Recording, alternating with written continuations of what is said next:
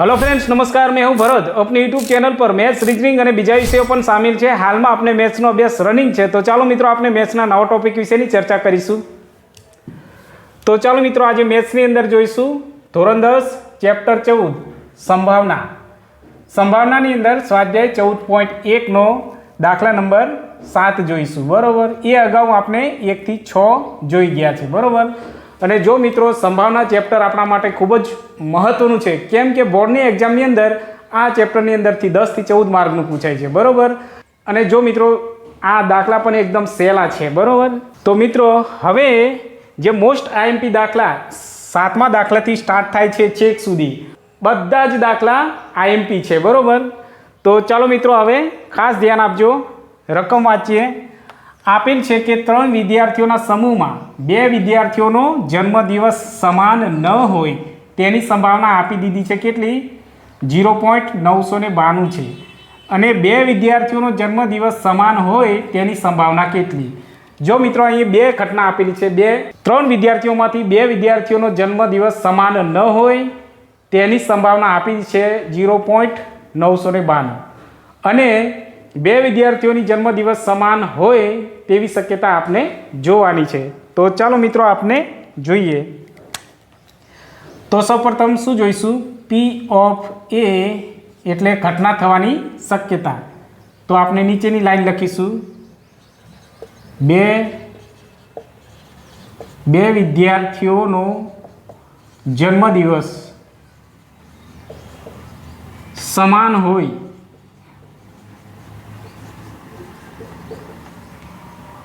તેની સંભાવના।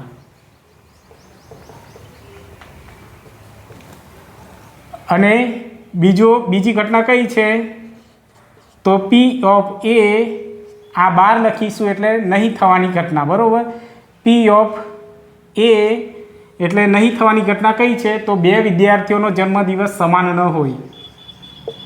2 વિદ્યાર્થીઓનો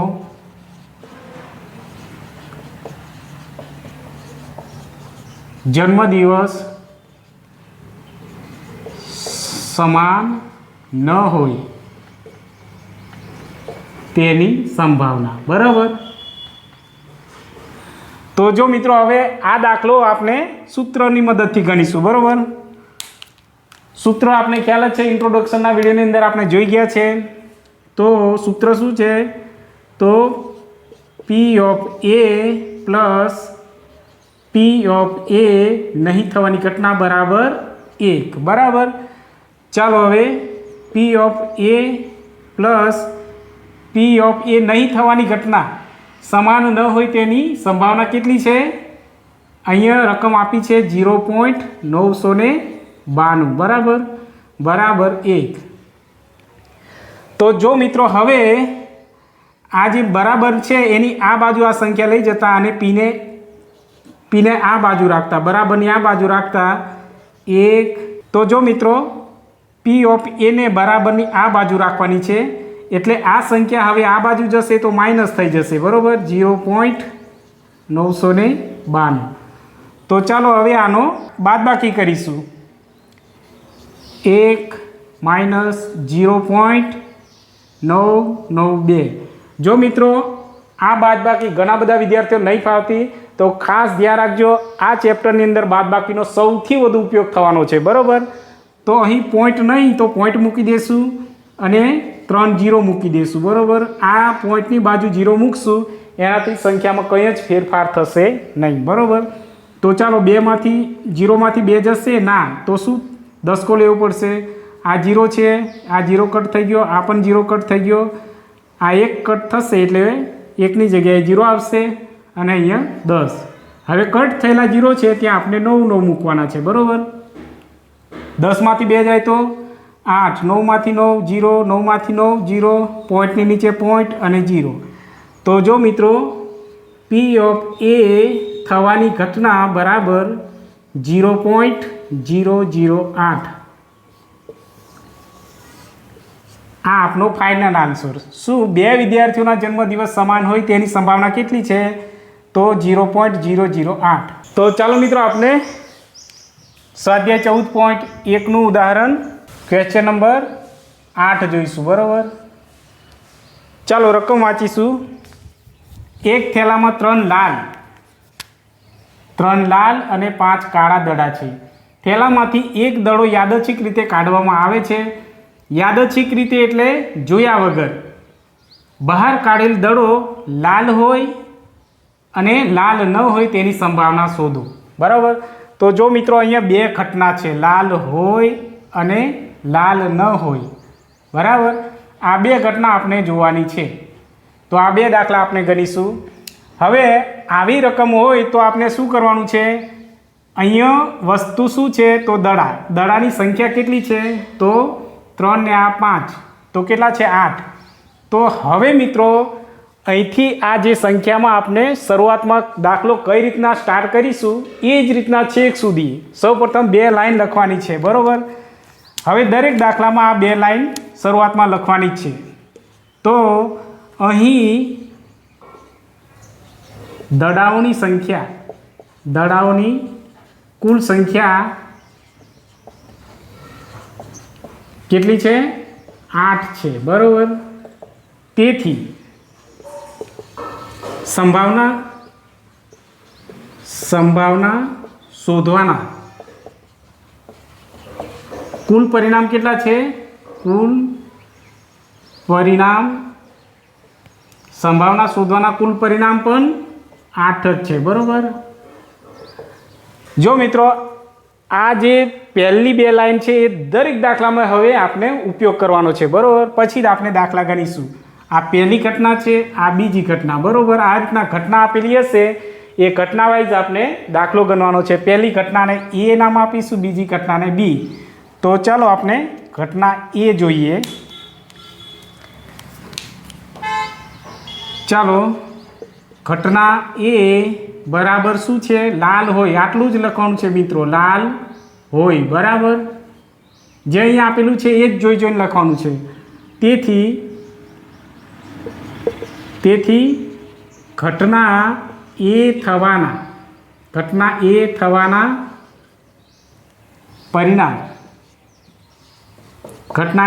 પરિણામ કેટલા છે?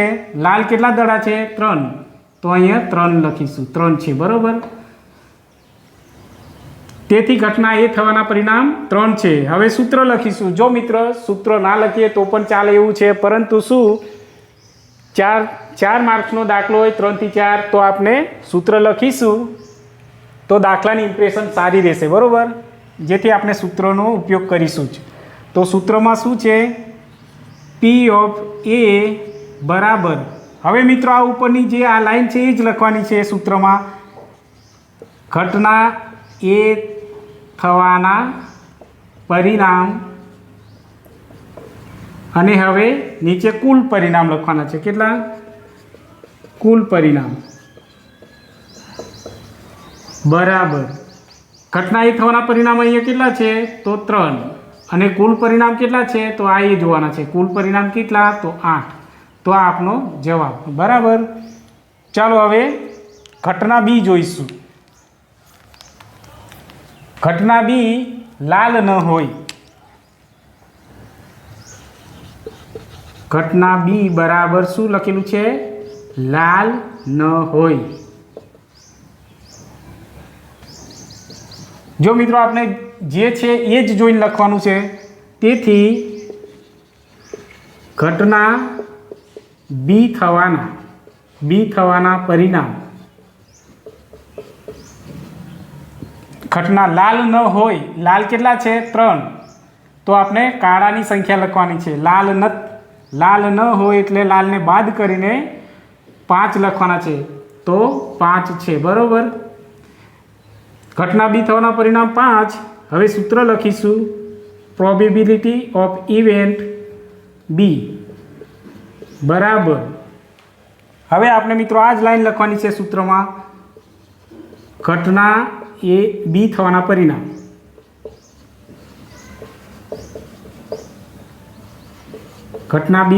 પરિણામ છેદમાં કુલ પરિણામ લખીશું. કેટલા? કુલ પરિણામ.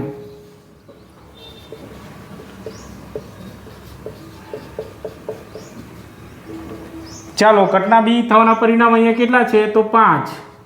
અને કુલ પરિણામ 8 બરાબર. તો જો મિત્રો અહીંયા છેદ ઉડે એવા નહીં, તો આ જ આપણો જવાબ. તો જો મિત્રો આપણે દાખલો પૂરો થઈ ગયો છે. તો ચાલો મિત્રો આપણે સ્વાધ્યાય 14.1નો ક્વેશ્ચન નંબર 9 જોઈશું. સૌપ્રથમ આપણે સંખ્યા વાંચીશું. એક પેટીમાં 5 લાલ લખોટીઓ, કેટલી? 5 લાલ લખોટીઓ અને 8 સફેદ લખોટીઓ અને 4 લીલી લખોટીઓ, બરાબર. પેટીમાંથી એક લખોટી યાદચ્છિક રીતે, યાદચ્છિક એટલે જોયા વગર કાઢવામાં આવે છે. તો બહાર કાઢેલી લખોટી પહેલી ઘટના, બીજી ઘટના અને ત્રીજી ઘટના, અહીંયા 3 ઘટના આપેલી છે એટલે 3 દાખલા ગણવા પડશે, બરાબર મિત્રો.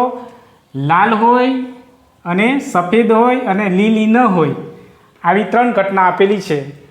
અને સૌપ્રથમ દાખલો ગણતા પહેલાં આપણે શું ધ્યાન રાખવાનું છે કે આ રકમની અંદર કઈ વસ્તુ આપેલી છે. તો અહીંયા લખોટીઓ છે અને કેટલી છે? તો અહીંયા એની સંખ્યા ગણી લેવી. 5 ને 8 13 ને 4 17. તો એની કુલ સંખ્યા આપણે સ્ટાર્ટ કરવાનો છે. દાખલો ક્યાંથી સ્ટાર્ટ કરીશું? રકમમાં આપેલી કોઈ પણ વસ્તુની કુલ સંખ્યા લખીને. તો અહીં લખીશું, અહીં લખોટીઓની સંખ્યા, લખોટીઓની કુલ સંખ્યા કેટલી છે? 17 છે, બરાબર. તેથી સંભાવના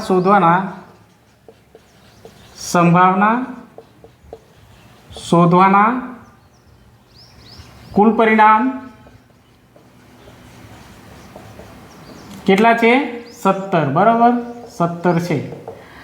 તો હવે દરેક દાખલાની અંદર મિત્રો આ રીતના લખવાનું છે, બરાબર. કોઈ પણ રકમની અંદર કેટલી શેના વિશે વાત થઈ છે એની કુલ સંખ્યા લખવાની છે, બરાબર. હવે આપણે દાખલો ગણીશું.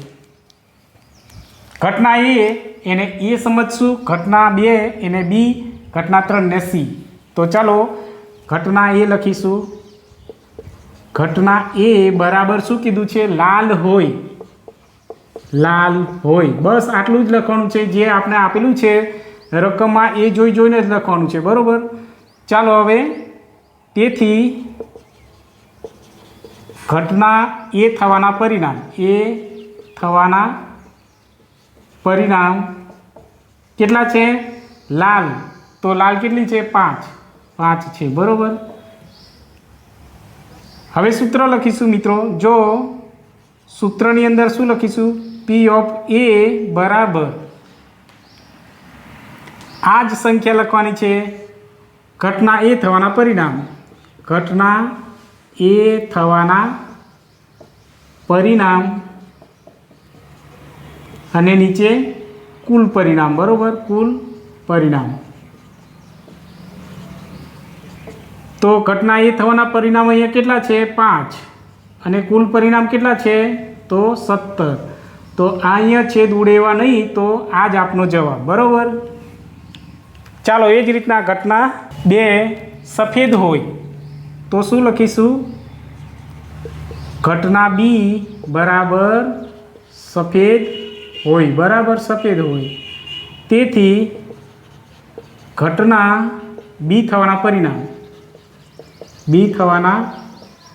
પરિણામ કેટલા છે? સફેદ હોય. સફેદ કેટલી છે? 8 લખોટીઓ. તો અહીંયા 8 લખીશું, બરાબર. 8 છે. ઘટના બી થવાના પરિણામ 8. હવે આપણને સૂત્ર લખીશું. પી ઓફ બી બરાબર, હવે આ જ લખવાની છે સંખ્યા સૂત્રમાં. ઘટના બી થવાના પરિણામ છેદમાં શું લખીશું? કુલ પરિણામ, બરાબર. કુલ પરિણામ. ચાલો હવે જોઈએ. ઘટના બી થવાના અહીંયા પરિણામ કેટલા છે? 8 અને કુલ પરિણામ 17, બરાબર. તો અહીંયા પણ આ આપનો જવાબ. છેદ ઉડે એવા નથી એટલે. હવે દાખલો નંબર 3 શું છે? લીલી ન હોય. તો શું લખીશું? ઘટના સી. ઘટના સી બરાબર શું લખીશું? લીલી ન હોય, બરાબર. લીલી ન હોય. તેથી ઘટના સી થવાના પરિણામ કેટલા છે? સી 4 લખોટીઓ છે, બરાબર. લીલી ન હોય તો આપણે લીલીને બાદ કરીને 8 ને 5 કેટલી? તો 13 લખોટી લખવાની છે, બરાબર. 13 છે, બરાબર. લીલી ન હોય એટલે લીલીને બાદ કરી દેવાની કુલમાંથી. તો સૂત્ર લખીશું પી ઓફ સી બરાબર. હવે આ જ લખવાનું છે ઘટના સી થવાના પરિણામ અને કુલ પરિણામ છેદમાં કુલ પરિણામ, બરાબર. ઘટના સી થવાના પરિણામ અહીં કેટલા છે? 13 અને કુલ 17. તો આપનો જવાબ, બરાબર.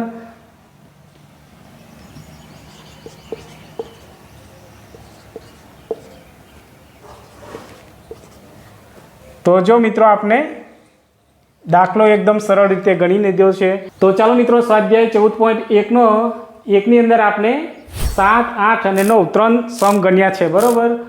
હવે મળીશું નેક્સ્ટ ભાગની અંદર. અને જો મિત્રો અમારો વિડીયો તમને પસંદ આવે તો લાઈક અને શેર કરજો, તેમજ સબસ્ક્રાઈબ કરવાનું ભૂલતા ના મિત્રો. Thank you.